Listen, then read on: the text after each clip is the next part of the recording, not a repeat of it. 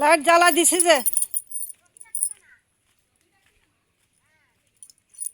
কই যে লাইট জ্বালাই দিছি আমার দরকার আছে তাই।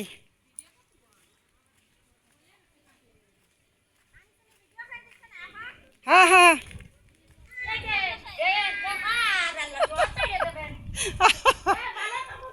আরে না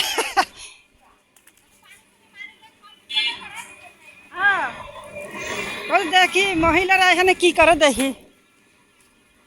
বউরা কেমন আছে? ওই বউরা কেমন আছে?